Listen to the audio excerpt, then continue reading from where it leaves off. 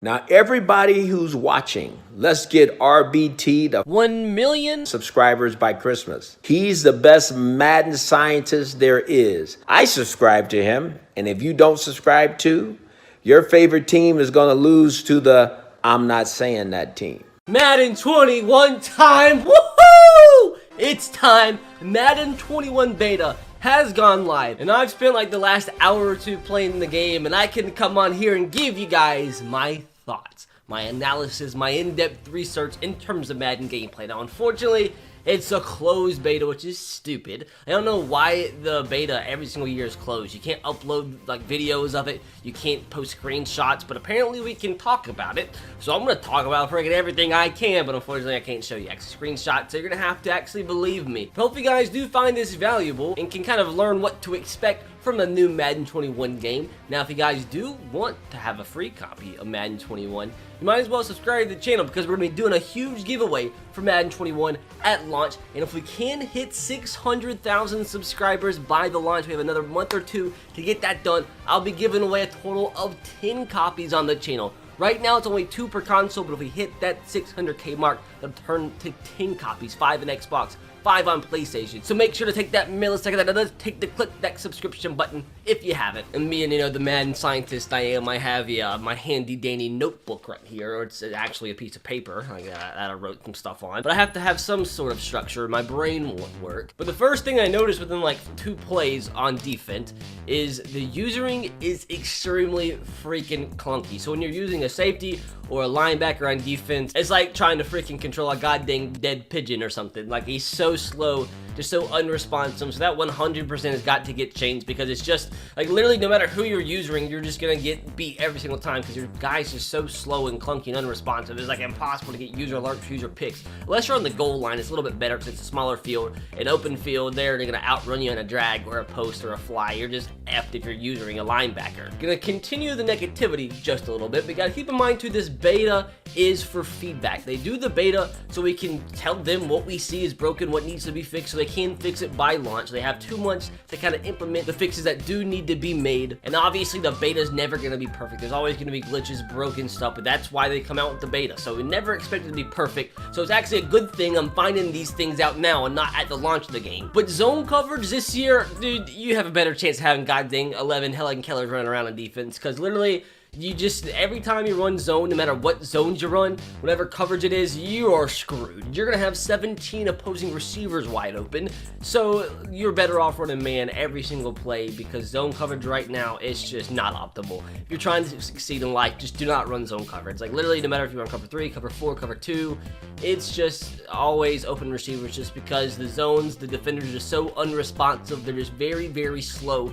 And their depth, like that, I mean, maybe it has something to do with not necessarily knowing the whole entire, putting your own zone depth for different zones and for different coverages. But right now, dudes, and everybody's saying it, like, just don't run zone coverage. Like, if you don't want to allow a touchdown like every play, just do not run zone coverage. Now, there are a lot of new X factors I am going to talk about, new abilities. I didn't get to kind of look in depth every single one, and to be completely honest, I don't freaking know if we're even allowed to talk about them because it's like unreleased information. But I mean, they said we can talk about our experience, and you know what? The abilities are my experience. So you guys did see in one of my prior Madden 21 news analysis, news anchor type videos, we kind of saw a leak of a new X factor for Lamar Jackson called Truz, and we now know what Truz is. A lot of you guys kind of gets it. So if he has his X factor enabled, he literally can't fumble the football. He cannot fumble the football from being tackled, which I think is pretty solid because they're always used to the quarterback fumbling like every time he gets freaking hit, which was another note I had on here. Don't run the ball with the QB and take a hit, because unless you have that Truz ability enabled, like, you are screwed. You're gonna fumble every goddamn play. Okay, that's a lie. Over exaggeration. Like, every 2 out of 3 plays, you're probably gonna fumble. Kind of just like it's been in old Maddens. Like, I mean, it's kind of what to expect once you have a QB with a really high carrying rating. I think I fumbled Lamar a couple times. I think Patrick Mahomes a couple times. And Patrick Mahomes has escape artist too. So Patrick Mahomes right off the bat in franchise mode and in exhibition mode is gonna be completely over goddamn powered. Now, I do have to say too, I probably should have said this. What is the beta? The beta this year, like last year, I think in the beta you could play franchise mode and a couple other things. Literally, you just have play now with 4 teams. You can play online head-to-head, but you can only choose from 4 teams. You have the Falcons, you have the Chiefs, you have the Bucks, and you do have Who is it? Oh, the Ravens. Yeah, the Ravens. That's another thing I want to talk about. Because the first game I did play with the Ravens, Lamar Jackson is extremely overpowered. He's ridiculous. But one thing I did find cool, I don't think they added it in last year, but the Heisman formation is in the Ravens playbook. The Heisman formation is like a shotgun formation. You have Mark Ingram to the right. You have Lamar Jackson, obviously, in the shotgun as a quarterback. And on the left, it is RG3. And I do find it kind of pointless, though, right off the bat, because in that formation, they only have 3 plays. It's like I think it's a speed option. You have a shovel option and then a play action pass. Like, none of the plays have anything to do, like, or any possibility of RG3 throwing the football. He goes out for a route in one of the plays and can receive a shovel option. But, I mean, it's still fun, but it didn't seem too effective. And on top of that, the shovel option, the pitches in this game are screwed. They are so broken. Like, how can I even explain this? Like, Lamar Jackson, when I was trying to shovel the ball to RG3 at an option, like, the ball, it defies physics. Like, he goes to, like, pitch the ball, and the ball stays inside his hand until, like, the last second, and then it teleports out of his hand onto the ground and you fumble. Like, I think I pitched the ball maybe 5-6 times, and, like, out of the 4 times, that happened, which was very unfortunate because I'd fumbled the ball, which I didn't really think I'd fumble the ball, and I didn't really think that my opponent's, like, players put glue on Lamar Jackson's hands, but that's the only plausible action that was taking place. Whatever happened actually happened, so the shovel options are broken. And since we are talking about quarterback, and I saw this a lot more with Lamar Jackson, I do have to say the quarterbacks throwing the ball, getting hit, and kind of on the run, it's real. It's good, and I think it's actually very, very effective. My opponents kind of threw the ball out of a sack a few times, but I like that. A lot of times Lamar Jackson's just throwing the ball from weird angles. Before he got hit, he actually could get rid of the ball, didn't have to get sacked every single play. They actually have a lot quicker releases this year, so I like that. Just, I don't like getting sacked every single play. And I did try the whole entire using the defensive line thing, because there's all kinds of different kind of moves you can do this year using the D-line. I didn't have too much success with it.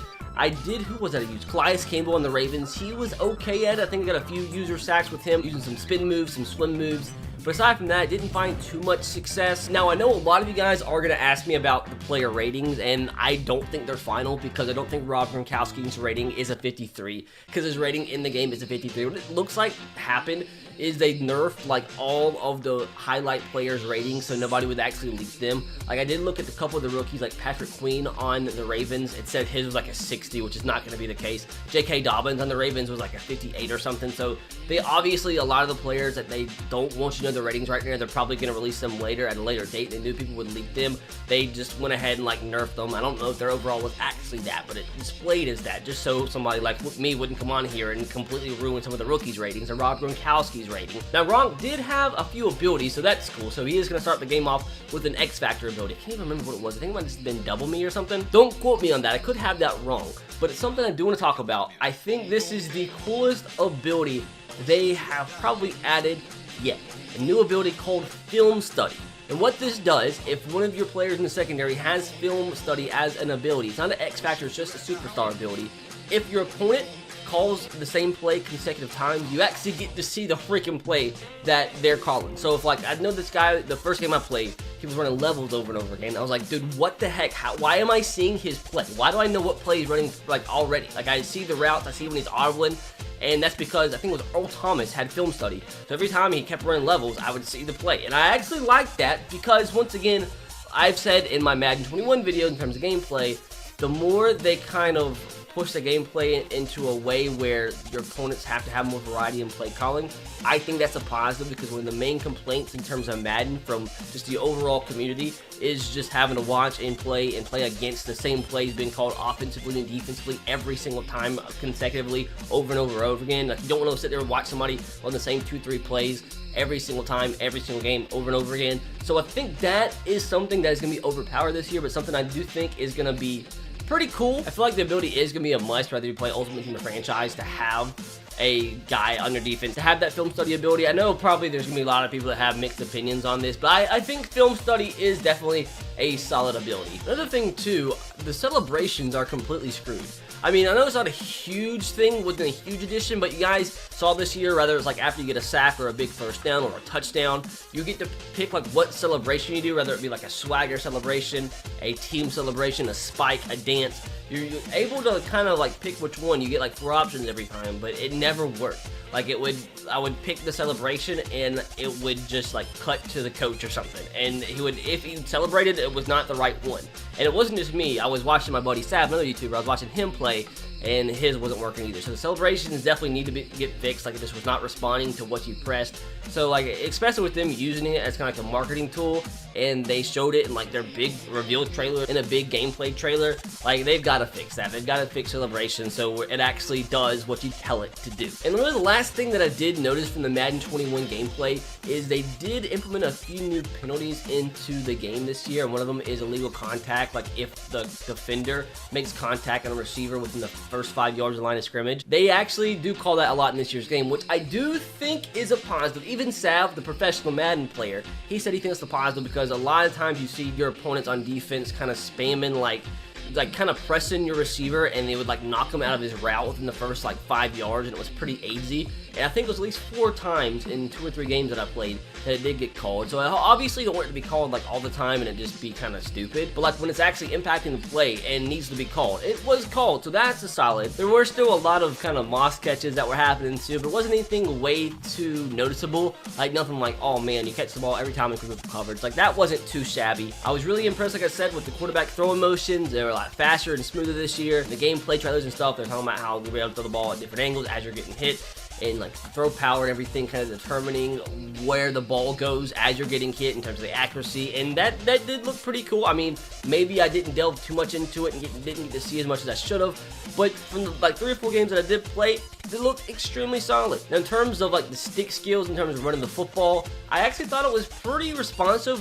pretty solid, not necessarily too overpowered. But what's the move called? Like the little juke move? God, what's it called? You like press down on your right stick this year, like it's kind of like a stutter step move. That seemed to be pretty useful. I do kind of hate how this year celebrating is left trigger on the Xbox controller, because I'm so used to having to slide with left trigger and X with the quarterback, and you celebrate. Every time I was celebrating and got hit, I fumbled automatically. But it's just gonna take some getting used to. Pressing Y to truck was also takes a lot of getting used to.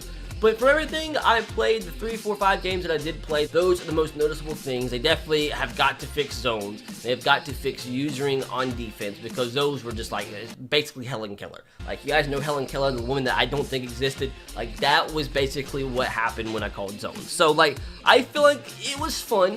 A lot of things that needed to get fixed, but a step in the right direction.